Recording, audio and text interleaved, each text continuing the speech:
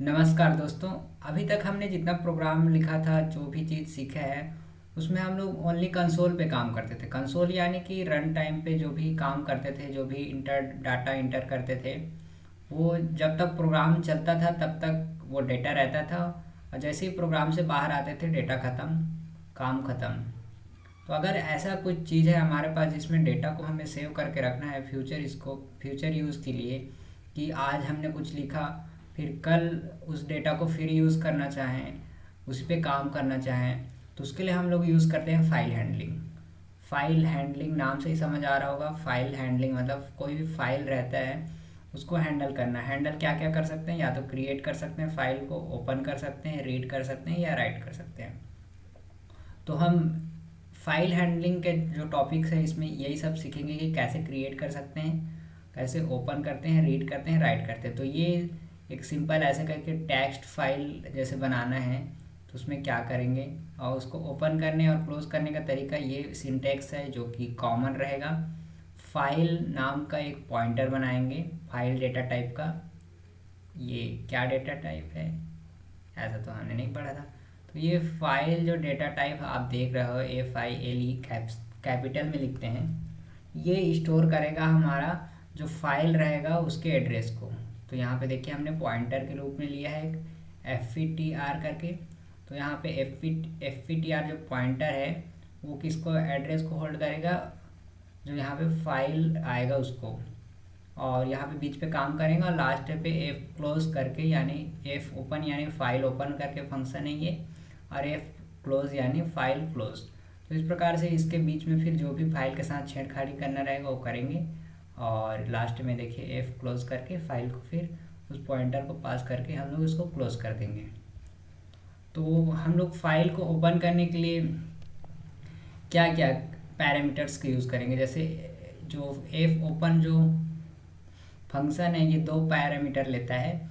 एक होता है पहला फाइल का नाम, और दूसरा होता है उसका मोड, यानी उसको किस मोड में ओपन करना चाहते हैं, रीड करना है, राइट करना है, या अपेंड करना है। तो यहाँ पे देखिए फाइल नेम में तो हम लोग जो उसका नाम है, फाइल का जो एक्चुअल नाम है उसको नाम रख सकते हैं, है ना। अगर वो फाइल एग्जिस्ट नहीं करता है और उसमें यहाँ पे हम पास कर देते हैं तो उसको वो क्रिएट कर देगा, अगर राइट मोड में ओपन करते हैं तो। ठीक है, अगर रीड और अपेंड में करेंगे तब तो एरर बताएगा, क्योंकि रीड कोई एग्जिस्ट करता ही नहीं, तो ये रीड किसको करेंगे।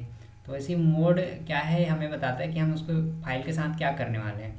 तो डब्लू अगर यहाँ पे पास करेंगे उसका मतलब है राइट करने वाले हैं, मतलब उसमें कुछ लिखने वाले हैं। ए अगर पास करने वाले हैं यानी अपेंड करने वाले हैं, अपेंड यानी कि डेटा में और ऐड करने वाले हैं। और अगर उसमें आर लिखते हैं मोड की जगह, तो हम यहाँ पे उसका मतलब है रीड करने वाले हैं, उसमें कुछ लिखने वाला नहीं है, हम बस उसको पढ़ने वाले हैं कि उसका डेटा क्या है।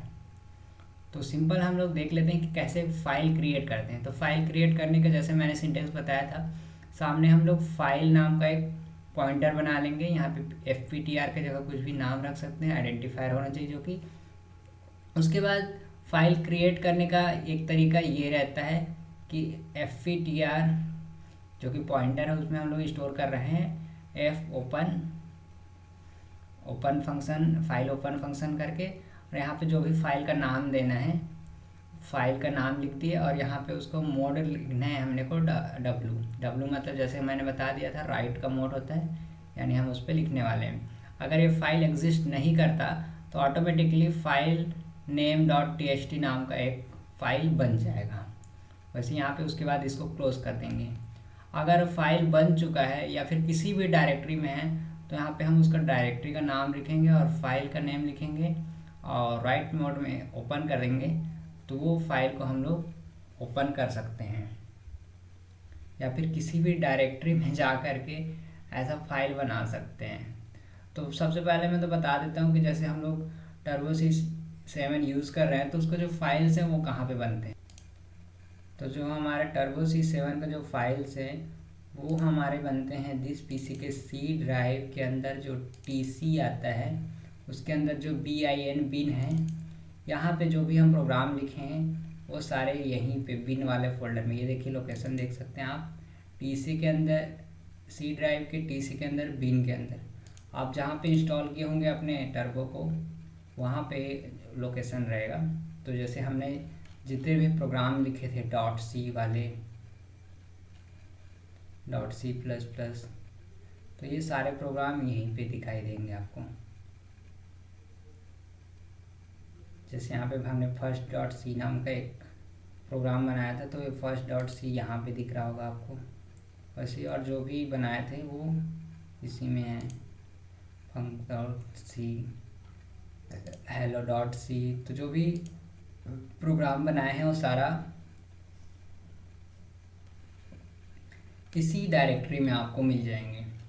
तो अगर यहाँ पे हम लोग कुछ भी नया क्रिएट करेंगे, तो एक तरीका तो ये होता है, ऐसे करके हम कुछ भी टेक्स्ट फाइल क्रिएट किए उसका नाम रख दिए, और ये तो सिंपल तरीका होता है कि हमने उसको कुछ नाम रख दिया, उसको रीनेम करना है रीनेम कर दिया। तो ये हम क्या बोलते हैं, हम सी प्रोग्रामिंग की मदद से कैसे एक फ़ाइल क्रिएट कर सकते हैं, उसके अंदर अपेंड कर सकते हैं, डाटा लिख सकते हैं, और कैसे हम उसमें उसको रीड कर सकते हैं। तो इस चीज़ के बारे में हम लोग देखेंगे नेक्स्ट वीडियो में।